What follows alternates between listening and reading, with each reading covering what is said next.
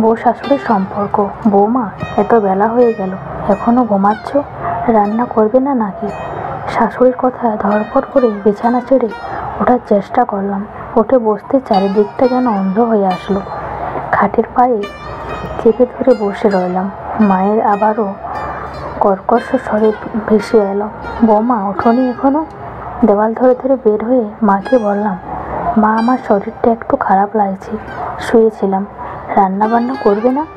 অসুস্থ হয়ে শুয়ে থাকলে তা চলে না, সংসার সামলাতে হবে।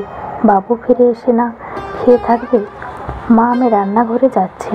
ঠিকই তো, আমার সংসার তো আমাকেই সামলাতে হবে। রান্নাঘরে গিয়ে দেওয়াল ধরে ধরে কিছুক্ষণ চোখ বন্ধ করে দাঁড়িয়ে রইলাম।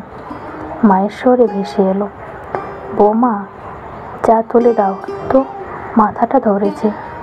চায়ের পাতিলটা চুলায় তুলে দিয়ে গা গুলিয়ে মাথাটা চক্কর দিয়ে উঠল।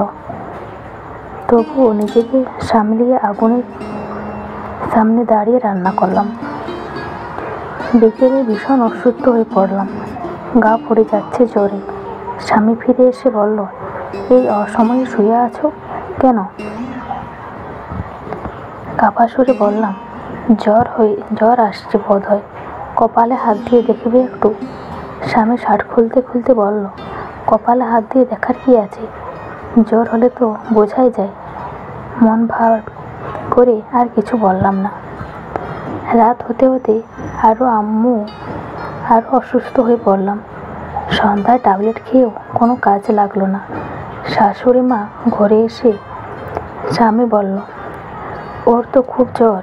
শাশুড়ি মা বলল, জ্বর? ওর বাড়িতে ফোন করে বল আপনাদের মেয়ে অসুস্থ, ওর মাকে আসতে বল।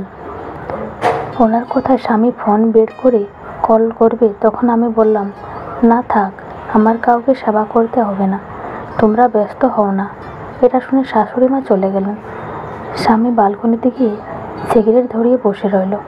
মনে মনে ভাবলাম, এই শাশুড়ি স্বামীর সামান্য অসুস্থ হলে আমার রাতের ঘুম উড়ে যেত। সেবা যত্ন করে সুস্থ করে তুলতাম। আর আজ আমি অসুস্থ, সেবা করার জন্য আমার মাকে আসতে বলা হলো। সুস্থ হয়ে স্বামীকে ডিভোর্স পেপার পাঠালাম, সাথে একটা চিরকুট অসুস্থতার যদি নিজের মায়ের প্রয়োজন হয় তাহলে সুস্থ অবস্থায় পরের মা ছেলেকে কেন পালব? অকৃতজ্ঞের দল।